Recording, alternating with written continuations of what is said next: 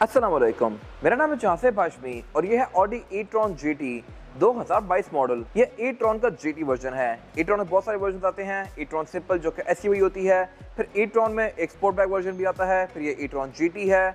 और ये गाड़ी लुक्स के लिहाज से मेरे ख्याल से ऑडी के लाइनअप में सबसे बेस्ट कार है। फिर ये कार है भी इलेक्ट्रिक, तो इसकी रनिंग कॉस्ट बिल्कुल नहीं है, इसमें मेंटेनेंस भी कोई नहीं करनी पड़ती। ये गाड़ी इंसेनली फास्ट भी है और मेरे ख्याल से लुक्स के लिहाज से ये गाड़ी सही पैसे पूरे करती है। इसमें बहुत सारी इंटरेस्टिंग चीज़ें आती हैं जो कि मैं कवर करूंगा इस रिव्यू के अंदर। फिलहाल अगर बात की जाए सबसे इंपॉर्टेंट चीज़ की, तो वो है इस गाड़ी की प्राइस। ये गाड़ी 22 मॉडल है, ऑडी इंपोर्ट है, 18,000 किलोमीटर चली हुई है और इसकी डिमांड 3,95,00,000 है। इस पर नंबर भी गोल्डन लगा हुआ है और अगर आपने इसके बारे में कोई इन्फॉर्मेशन लेनी है तो आप इसी नंबर पर कॉल कर सकते हैं या फिर आप साइकिल मोटरस्पोर्ट को विजिट कर सकते हैं, जो कि रावलपिंडी में DH2 के गेट 1 के अपोजिट लोकेटेड है। साइकिल मोड की टोटल 2 ब्रांचेस हैं, एक रावलपिंडी में मरी रोड पे और फिर एक रावलपिंडी में ये वाली ब्रांच। इन दोनों ब्रांचेस पे गाड़ियों की बाइंग एंड सेलिंग के साथ साथ गाड़ियों के काम भी किए जाते हैं, जैसे कि tints, wrap, ceramic coating, PPF, graphene coating. यहाँ पे गाड़ियाँ फेसलिफ्ट भी की जाती हैं और इसके अलावा यहाँ फिर एक पेंट बूथ भी अवेलेबल है, जहाँ पे गाड़ियों में बेस्ट क्वालिटी का पेंट किया जाता है। तो गाड़ियों की मॉडिफिकेशन, बाइंग एंड सेलिंग या कार केयर वगैरह के किसी भी तरह के काम के लिए cycle motors and cycle motorsports is the place. Overall it's a great e-tron GT and today I am going to review it. Let's start with the exterior of this car. Looks के लिहाज से इस गाड़ी के बारे में सबसे interesting चीज़ ये है कि ये गाड़ी आपको बहुत लो और ज़मीन से जुड़ी हुई लगती है और ये गाड़ी अच्छी खासी वाइड है। मैंने इससे पहले पोर्शे टाइकान का रिव्यू भी किया हुआ है। टाइकान और ये गाड़ी ऑलमोस्ट सेम ही है। इसमें भी आपको जगह जगह पोर्शे लिखा हुआ नजर आएगा और टाइकान में भी आपको कुछ जगहों पे ऑडी नजर आता है। ये दोनों ही गाड़ियाँ सेम प्लेटफॉर्म के ऊपर बेस्ड हैं, इनके परफॉर्मेंस फिगर्स भी मिलते जुलते ही हैं, लेकिन मेरे ख्याल से ये गाड़ी ज़्यादा बेहतर है क्योंकि ये इंटीरियर के लिहाज से टाइकान से ज़्यादा स्पेशियस है। टाइकान फ्रंट से बहुत चौड़ी है लेकिन बैक पे आके वो काफ़ी अंदर हो जाती है, उसकी सीट्स भी छोटी सी हैं और वो अंदर से बहुत तंग है, जबकि ये गाड़ी अंदर से प्रॉपर अच्छी खासी खुली गाड़ी है। इन पर मैं आगे बात करूँगा इंटीरियर में जाके। फिलहाल अगर बात की जाए इस गाड़ी के फ्रंट लुक की, तो ये लुक्स के लिहाज से काफ़ी अग्रेसिव है ही, लेकिन बैक पे गाड़ी जाके बहुत ज़्यादा इंटरेस्टिंग हो जाती है। फिलहाल अगर बात की जाए इस एरिया की, तो हेडलाइट इसमें मैट्रिक्स LED वाली आती हैं और इनको मैट्रिक्स LED हेडलाइट्स बोलता है और इसके अलावा इसमें ब्लू कलर की लाइन्स दी गई हैं जो कि शो करवाता है कि ये कार इलेक्ट्रिक है। EV कार्स के अंदर आपको मोस्टली गाड़ियों में ब्लू कलर की लाइन देखने को मिलेगी। मैंने इससे पहले i7 रिव्यू की हुई है, i4 की हुई है, टाइकान, ये गाड़ी, बहुत सारी गाड़ियाँ जो गाड़ियाँ EV होती हैं उनमें आपको ये ब्लू लाइन्स देखने को मिलेंगी। इसके अलावा बोर्ड इस गाड़ी का अच्छा खासा मैसिव है, लेकिन ये बेसिकली इसका फ्रंक है। फ्रंक का मतलब होता है फ्रंट ट्रंक और इसको ओपन करने का तरीका भी थोड़ा सा डिफरेंट है, मैं अभी दिखाऊंगा राइट पे जाकर। और ये गाड़ी स्टैंडर्ड ऑप्शंस वाली कार है, तो इसमें जो फ्रंट है ये नीचे सेंसर्स वाला एरिया इसका खाली ही है।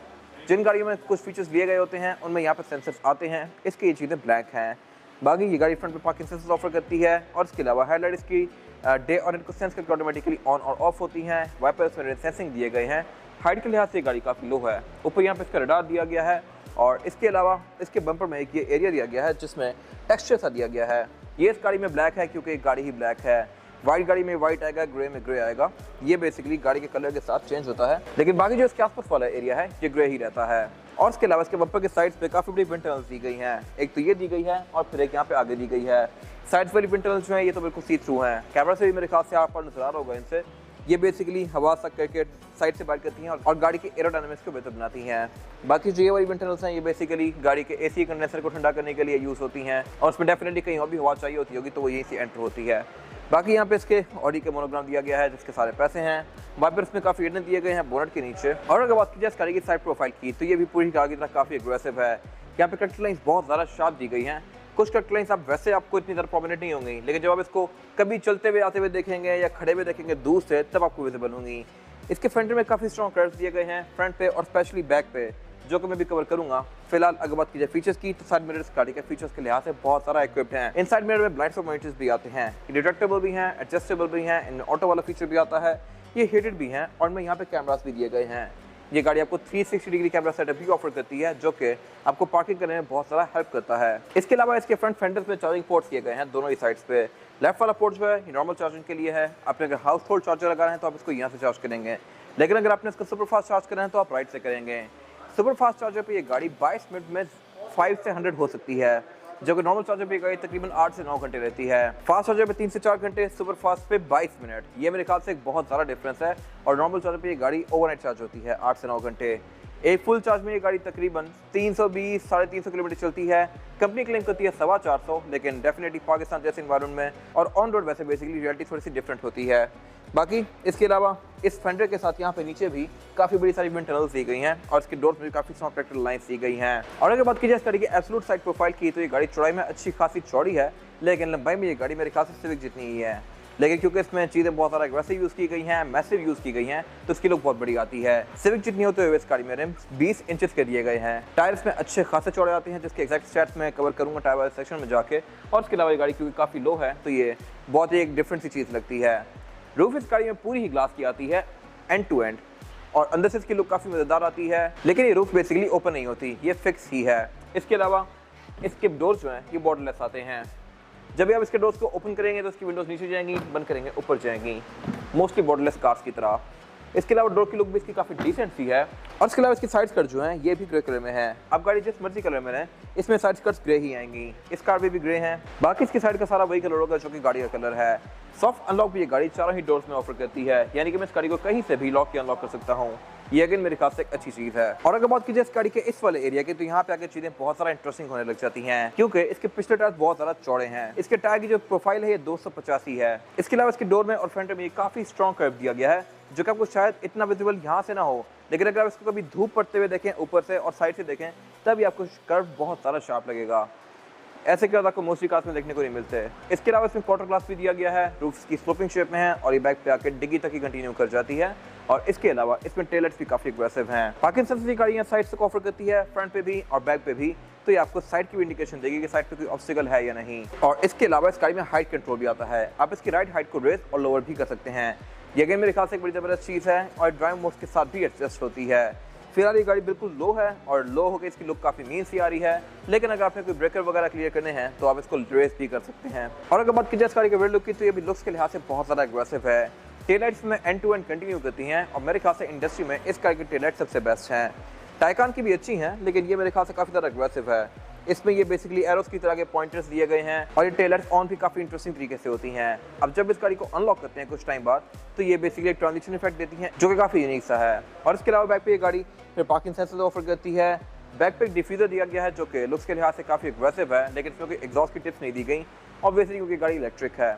अगर इस पे इंजन होता तो इसकी लुक और भी ज़्यादा एग्रेसिव आती। बाकी इसके अलावा इस गाड़ी में रिट्रैक्टेबल स्पॉइलर भी आता है, आप इसको रेज और लोअर कर सकते हैं अपनी मर्जी के लिहाज से, और ये बेसिकली स्पीड्स के हिसाब से भी एडजस्ट करता है। अगर आप बहुत हाई स्पीड्स पे होंगे या आपने हाई स्पीड ब्रेकिंग करनी है, तब ये डिप्लॉय होकर काफ़ी हद तक ब्रेकिंग को बेहतर बनाता है और इसके अलावा डाउन फोर्स में भी काफ़ी हद तक हेल्प करता है। इसके अलावा टेलगेट ये गाड़ी पावर्ड ऑफर करती है, जिसको मैं यहाँ से अनलॉक कर सकता हूँ या फिर की फॉब से भी। ट्रंक इस गाड़ी का ऑल द वे अप जाएगा। ट्रंक इस गाड़ी का अच्छा खासा डीप भी है और इसमें क्योंकि स्पेयर टायर रखने की कोई जगह नहीं थी, तो कंपनी ने स्पेयर टायर इस गाड़ी में अलग से दिया हुआ है।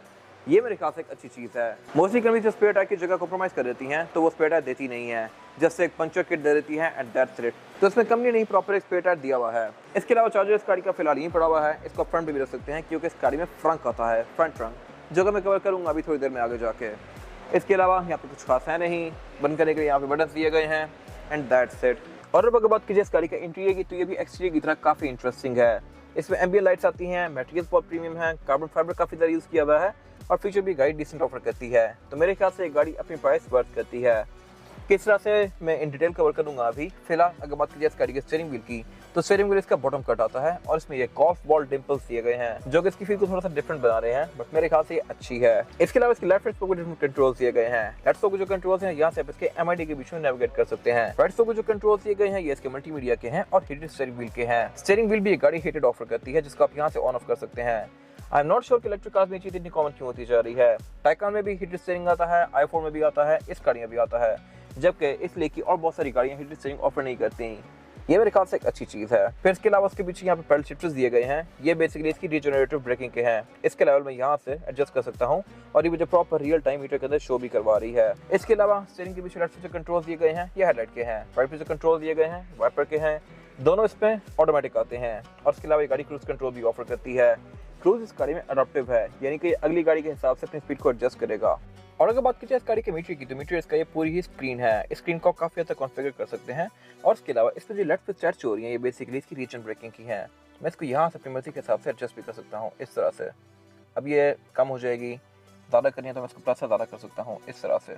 इसके अलावा सेंटर में ये गाड़ी आपको बहुत सारी डिफरेंट चीज़ें शो करवा रही है। इसके पीछे नेविगेट करने के लिए मेरे पास यहाँ पे बटन दिए गए हैं, डिफरेंट मेन्यूज़ ऊपर आ रहे हैं जिनको मैं यहाँ से चेंज कर सकता हूँ।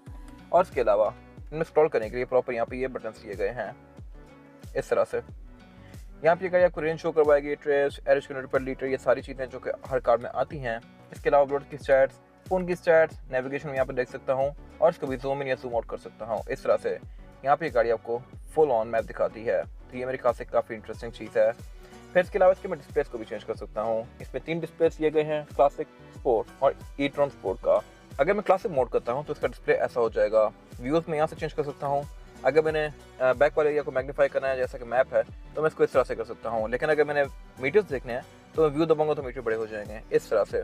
फिर इसके अलावा अगर मैं स्पोर्ट पे जाता हूँ तो स्पोर्ट का डिस्प्ले इस तरह का है। अभी थोड़ा सा रेडिश हो गया है और यहाँ पे आपको चीज़ें थोड़ी फोकस हो गई हैं। अगेन व्यू दबा के मैं इनको छोटा कर सकता हूँ, गेजेस को बैक वाली चीज़ों पे ज़्यादा फोकस कर सकता हूँ।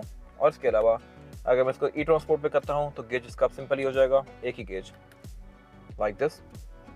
और इसको भी मैं चेंज कर सकता हूँ इस तरह से। और इसके अलावा अगर बात की जाए इस गाड़ी के मीटर की हाउसिंग की तो ये भी लुक्स के लिहाज से डिसेंट सी है। ये सारा ही सॉफ्ट टच मटेरियल है और उसके पीछे सारा जो एरिया है ये इसमें ब्लैंक दिया हुआ है। इसके RS वर्जन के अंदर यहाँ पे हेड-अप डिस्प्ले भी आता है जो कि एड ऑन फीचर है, आप अपनी गाड़ी में ऐड करवा सकते हैं, लेकिन इस गाड़ी में नहीं लिया गया। इसके अलावा साउंड सिस्टम इस गाड़ी में Bang & Olufsen का है और इसमें 18 स्पीकर आते हैं। ये अगर मेरे ख्याल से एक अच्छी चीज़ है। ऑडी हमेशा सही साउंड सिस्टम अच्छा ऑफर करते हैं। डैशबोर्ड में 3 स्पीकर दिए गए हैं, यहाँ पे प्रॉपर एक ग्रिल दी गई है और उससे नीचे यहाँ पे इसकी मल्टीमीडिया स्क्रीन दी गई है। इसके बारे में बात कीजिए इसके सेंटर स्क्रीन की तो ये काफ़ी इंटरेक्टिव है और यूज़र फ्रेंडली है। सारे मेन्यू इसमें सिंपल से दिए हुए हैं। ये बेसिकली इसका होम है, यहाँ पर टाइल्स दी हुई हैं 3। और इसके अलावा फिर यहाँ पर जाकर मैं इसका मेन्यू खोल सकता हूँ। मेन्यू में नेविगेशन, टेलीफोन, मीडिया, रेडियो, वो सारी चीज़ें दी हुई है जो कि हर कार में आती हैं। इसमें एंड्रॉइड ऑटो और एप्पल कारप्ले भी आता है। और इसके अलावा मैं इसकी कार की सेटिंग पर जाकर गाड़ी की बहुत सारी सेट्स को देख सकता हूँ यहाँ से, लाइक दिस। बहुत सारे फीचर्स को ऑन ऑफ कर सकता हूँ। इसके अलावा मैं सीट्स के बहुत सारे फीचर्स को यहाँ से यूज़ कर सकता हूँ। और अगर मैं जाता हूँ गाड़ी की सेटिंग्स में जो कि ये वाली हैं, तो यहाँ से मैं इसके डिस्प्ले को चेंज कर सकता हूँ जैसा कि मैंने आपको चेक करवाए। कॉकपिट की ब्राइटनेस में कम ज़्यादा कर सकता हूँ, लाइक दिस। थीम्स यहाँ पे दी हुई हैं। और इसके अलावा फिर यहाँ पे सिस्टम मेंटेनेंस वगैरह इस तरह की बहुत सारी चीज़ें दी गई हैं जो कि यूजुअली आपको कार में देखने को मिलती हैं। बाकी इसमें एक और चीज़ इंटरेस्टिंग ये है कि मैं इस गाड़ी का स्पॉइलर रेस या लोअर यहाँ से कर सकता हूँ। यहाँ पर एक मेन्यू दिया गया है जिससे मैं इसके स्पॉइलर को इस तरह से ऊपर या नीचे कर सकता हूँ। और उससे नीचे यहाँ पर इसका क्लाइमेट कंट्रोल दिया गया है। क्लाइमेट कंट्रोल ये गाड़ी फिजिकल ऑफर करती है। ई-ट्रॉन सिंपल में 2 स्क्रीन दी गई हैं, एक ऊपर एक नीचे। नीचे वाली स्क्रीन में क्लाइमेट कंट्रोल होता है और ड्राइवर मोड्स वगैरह होते हैं। ऊपर वाली स्क्रीन नॉर्मल होती है मल्टीमीडिया के लिए। बट इस कार के केस में क्लाइमेट कंट्रोल प्रॉपर ही एनालॉग दिया गया है। यह है डिजिटल ही, लेकिन ये स्क्रीन वाला नहीं है। बाकी क्लाइमेट कंट्रोल इसका डिसेंट है। इसमें 2 अलग अलग जोन्स दी गई हैं फ्रंट के लिए, एक बैक पे अलग से जोन आती है। और इसके अलावा फ्रंट पे इसकी दोनों ही सीट्स हीटेड हैं। और बाकी इसका डिस्प्ले भी क्वालिटी के लिहाज से डिसेंट है। उससे नीचे यहाँ पे इसके एयरवेंट्स दिए गए हैं, कुछ और बटन्स दिए गए हैं। ड्राइव सेलेक्ट में जाके आप इसको डिफरेंट मोड्स के बीच में स्विच कर सकते हैं जो कि हैं एफिशिएंसी, कंफर्ट, डायनामिक और इंडिविजुअल। और इन सारे मोड्स का इसका हाइट कंट्रोल भी एडजस्ट होता है। फिर इसके अलावा यहाँ पर ट्रैक्शन कंट्रोल दिया गया है, हैजर्ड साइड का बटन दिया गया है, 360 कैमरास का बटन दिया गया है। और इसके अलावा आप स्क्रीन को यहाँ से ऑफ भी कर सकते हैं। फिर इसके अलावा उससे पीछे इसकी एक स्विच पॉकेट दी गई है, पुश स्टार्ट दिया गया है। और इसके अलावा इसका गेयर सेलेक्टर दिया गया है। गेयर सेलेक्टर भी इसमें काफ़ी अनयूजुअल सा है। सिंपल ई-ट्रॉन में भी थोड़ा डिफरेंट था, इसमें भी डिफरेंट है। इसको जैसे ही आप डी में स्विच करेंगे तो ये गाड़ी ऑन हो जाएगी। अभी ये गाड़ी बेसिकली ऑन है, लेकिन इसका स्टीयरिंग हार्ड हुआ है और हेडलाइट एक नॉर्मल हाइट पे है। जैसे ही मैं इसको डी में करूँगा तो अब इसका स्टीयरिंग सॉफ्ट हो गया है और हेडलाइट्स मेरी सेट की गई हाइट के हिसाब से एडजस्ट करेंगी। और इसमें बेसिकली पार्किंग आता ही नहीं है, जिसके यहाँ पे एक पार्किंग ब्रेक का बटन दिया गया है। जैसे ही पार्किंग ब्रेक प्रेस करूँगा तो ये पार्क में भी हो गई है और पार्किंग ब्रेक लग गई है इसकी। तो बेसिकली इसको मैं पार्किंग ब्रेक में लगाए बगैर भी सिर्फ अगर ऑफ कर दूंगा तो ये गाड़ी पार्किंग में चली जाएगी। ये आपकी चॉइस है, आप अगर पार्किंग एंगेज करना चाहें तो कर सकते हैं, लेकिन अगर आपने इसको न्यूट्रल पे रखना है तो आप इसको जस्ट ऑफ करके चले जाएं तो ये गाड़ी पार्किंग में हो जाएगी। इसके अलावा फिर यहाँ पे साथ इसका वॉल्यूम रॉकर दिया गया है, ये भी काफ़ी इंटरेस्टिंग है। अगर आपने पुराने टाइम में एयरपॉड यूज़ किए हों तो आपको ये काफ़ी फेमिलियर लगेगा। एयरपॉड के अब जो ट्रैक से और वॉल्यूम थे वो बेसिकली आप रोटेट करके आगे पीछे कर सकते थे। ये भी सेम है, टच सेंसिटिव है। इसको मैं रोटेट करके वॉल्यूम कम ज़्यादा कर सकता हूँ और इसके अलावा इसमें फिर लेफ्ट राइट से सॉन्ग्स आगे पीछे कर सकता हूँ। यही मेरे ख्याल से एक नीट इंटीग्रेशन है मल्टीमीडिया सिस्टम के कंट्रोल्स की। उससे पीछे कप होल्डर्स दिए गए हैं 2, एस्ट्रेविस में आती है ऑडी की ही। और उससे पीछे इसका सेंटर कंसोल दिया गया है जो कि स्पेस के लिहाज से ना होने के बराबर है। यहाँ पे 2 C2C आउटलेट दिए गए हैं और बाकी यहाँ पे एक सिर्फ वॉलेट रखने की जगह है। इसके अलावा अगर बात कीजिए इस गाड़ी की सीट्स की तो सीट्स इसकी काफ़ी स्पोर्टी सी हैं, लेकिन मुझे तो काफ़ी कंफर्टेबल लग रही हैं। मैंने इससे पहले टाइकन का रिव्यू किया था, टाइकन की सीट इससे बहुत छोटी थी और डैशबोर्ड भी बहुत सारा क्रैम्प्ड इन था। तो मेरे ख्याल से टाइकन से ये गाड़ी बहुत सारा बेहतर है। मेरे जितने भी आसपास लोगों ने ये गाड़ी रखी हुई है उनमें से किसी को भी इस गाड़ी से स्पेस का इशू नहीं हुआ, जबकि टाइकन में हर बंदे को स्पेस का इशू होता है। उससे निकलना उतना मुश्किल है और वो गाड़ी है भी बहुत ज़्यादा टाइट। वो लिटरली एक सुपर कार है, जबकि ये गाड़ी बेसिकली एक सुपर कार और डे टू डे कार का मिक्स एंड मैच है। बाकी ये सीट्स लेदर की फिनिश में है, इलेक्ट्रॉनिकली एडजस्टेबल हैं और इसके अलावा इसके पे सेम लेदर डोर्स के अंदर भी कंटिन्यू किया गया है। डोर पैनल भी इसके लुक के लिहाज से काफी डिसेंट से हैं। इनमें कार्बन फाइबर की ट्रेस भी यूज की गई हैं और ये मोस्टली लेदर की फिनिश में है। विंडोज गाड़ी में ऑल ऑटो आती हैं, यानी कि इन सारी विंडोज को मैं सिंगल टैप से फुली रोल डाउन या रोल अप कर सकता हूं। बाकी साइड में इस गाड़ी में रिट्रैक्टेबल आते हैं, एडजस्टेबल आते हैं और इसके अलावा इनमें हीटर वाला फीचर भी आता है। हेडलाइट के कंट्रोल इस गाड़ी में भी ऑटोमेटिक दिए गए हैं, सिंपल ई-ट्रॉन की तरह। i7 में भी, i4 में भी ये इलेक्ट्रॉनिक ही आते हैं। ये बेसिकली टच सेंसिटिव हैं। अब इनको जस्ट प्रेस करेंगे तो ये डिफरेंट मोड्स के बीच में स्विच करेंगे लाइक दिस। फिर इसके अलावा इसमें फ्रंट फॉग भी आती है, रेयर फॉग भी आती है। फ्रंट फॉग बेसिकली इसके हेडलाइट के अंदर ही माउंटेड है, जो कि आपके टर्निंग एंगल के हिसाब से एडजस्ट करती है। फिर इसके अलावा इसके ड्राइवर की सीट में और स्टीयरिंग में मैनुअल फंक्शन भी आता है। ये बेसिकली जब आप गाड़ी स्टार्ट करेंगे तो आपके हिसाब से एडजस्ट करेंगे। इसके अलावा वेंट मिरर इस गाड़ी में ड्राइवर और पैसेंजर दोनों के लिए दिए गए हैं, जो कि बहुत ही मिनीएचर से हैं। और इसके अलावा इनमें लाइट भी आती है जो कि ऑटोमेटिकली ऑन और ऑफ होती है। इसके अलावा सेंटर में फिर ये केबल लाइट्स दी गई हैं जो कि एलईडी में है। रेयर मिरर इसका ऑटो डिमिंग वाला है। पैनोरामिक रूफ ऊपर इसकी दी गई है जो कि फिक्स्ड ही है। बाकी इसके डैशबोर्ड में एम्बिएंट लाइट दी गई है, ई-ट्रॉन की यहाँ पे बैजिंग दी गई है, ये भी ग्लो कर रही है। इसके फुटवेल में एम्बिएंट लाइट्स आती हैं, डोर्स के अंदर आती हैं, डैशबोर्ड में दी गई हैं यहाँ पे साइड पे। इस एम्बिएंट लाइट के कलर को आप चेंज भी कर सकते हैं और इसके अलावा यहाँ पे कुछ खास है नहीं। और अगर बात कीजिए इस गाड़ी में रेयर पैसेंजर्स के लिए सीटिंग कैपेसिटी की, तो ये भी बैक पे 2 लोगों के लिए स्पेशियस है। मेरे पास लेगरूम का यहाँ पे कोई खास इशू नहीं है और हेडरूम का भी। और बैक पे इस गाड़ी में मेरे ख्याल में 3 लोग भी एडजस्ट हो सकते हैं। तीसरा पर्सन ज़्यादा कंफर्टेबल नहीं होगा क्योंकि सेंटर में काफ़ी बड़ा सारा हम्प दिया गया है, बट स्टिल अगर आप बिठाना चाहें तो बिठा सकते हैं। और एक गाड़ी टाइकन से ज़्यादा खुली है। टाइकन बैक पे बहुत सारा क्रैम्प्ड इन थी, उसमें लेग रूम बिल्कुल ना होने के बराबर था और हेडरूम भी इसका बिल्कुल पूरा था, जबकि ये गाड़ी बैक पे ज़्यादा स्पेशियस है। एयरवेंट ये गाड़ी पाँव पे भी ऑफर करती है, सेंटर में भी ऑफर करती है और ये सिर्फ एयरवेंट्स ही नहीं बल्कि यहाँ पे क्लाइमेट कंट्रोल की जोन भी ऑफर करती है। ये अगर मेरे ख्याल से एक बहुत अच्छी चीज़ है। फिर इसके अलावा सेंटर में इसका ये सेंटर कंसोल दिया गया है जो कि अगेन स्पेशियस है। टेस्ला की तरह इसमें कप होल्डर्स वर्टिकली दिए गए हैं। और बाकी हेडरेस्ट की गाड़ी 3 रेयर पैसेंजर्स के लिए ऑफर करती है। बैक पे 3 सीट बेल्ट दी गई हैं, आरएसएस के पोर्ट्स दिए गए हैं। केबिन लाइट्स यहाँ पे साइड्स पे दी गई हैं क्योंकि डेफिनेटली बीच में पैनोरामिक रूफ आती है। और इसके अलावा यहाँ पे कुछ खास है नहीं।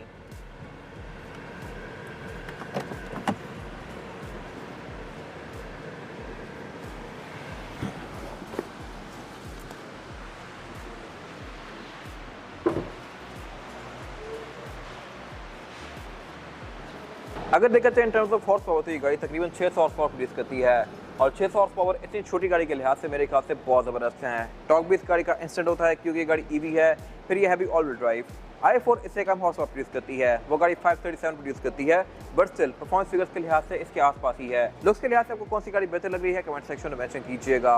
बाकी इंजन भी इसका काफी वेल इंसुलेटेड है। यहाँ पर टोटल 2 लिक्विड डलते हैं। एक बैक पे कोई कूलेंट दिया हुआ है, आई एम नॉट श्योर वो क्या है। एक यहाँ पे विंडशील्ड वॉशर दिया गया है और इसके अलावा यहाँ पे कुछ खास है नहीं। इसके बाद अगर बात की जाए इस गाड़ी के टायर साइज की, टायर साइज जो आता है ई-ट्रॉन में आगे यह है 245, 45 और 20 और पीछे आता है 285, 40 और 20। इसमें 20 इंचेस का रिम दिया गया है और यूनिट स्टैगर्ड है, यानी कि आगे कम चौड़ा है और पीछे ज़्यादा चौड़ा है। टायर इसमें पिरेली का है जो कि एक बहुत ज़बरदस्त ब्रांड है। कंपनी से इसमें पिरेली सिंचुराटो आता है और रिम भी इसका लुक्स के लिहाज से डिसेंट सा है। पीछे टायर ज़्यादा चौड़े होने की वजह यह है कि बैक पे ज़्यादा ग्रिप चाहिए होती है और इसके अलावा आगे क्योंकि स्टीयरिंग होता है तो टायर जितना चौड़ा होगा स्टीयरिंग पर ज़्यादा लोड आएगा, तो स्टीयरिंग को हल्का करने के लिए टायर को थोड़ा सा कम चौड़ा किया हुआ है।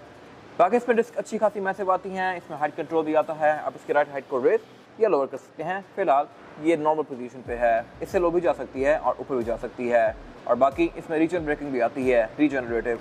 आप उसके लेवल को अपनी मर्जी के लिहाज से पैडल शिफ्टर से एडजस्ट कर सकते हैं और उसकी बेसिकली डिफरेंट सी फील है। आपको इसके साथ कुछ टाइम यूज टू होना पड़ेगा, फिर जाके आपका इस पे हाथ बैठेगा। ये आम इंजन वाली गाड़ियों की तरह नहीं होती, थोड़ी डिफरेंट होती हैं इलेक्ट्रिक कार्स। बाकी इसके अलावा यहाँ पे कुछ खास है नहीं। ये था आज का रिव्यू। अगर आपको रिव्यू पसंद आया तो इस वीडियो को लाइक कीजिए, मेरे चैनल को सब्सक्राइब कीजिए और अगर आपके पास कार से रिलेटेड कोई भी राय है तो उसको कमेंट सेक्शन में शेयर जरूर कीजिएगा ताकि वो लोग जो गाड़ी लेने वाले हैं वो आपकी राय से फायदा उठा सकें। अपना ख्याल रखिएगा। Thank you.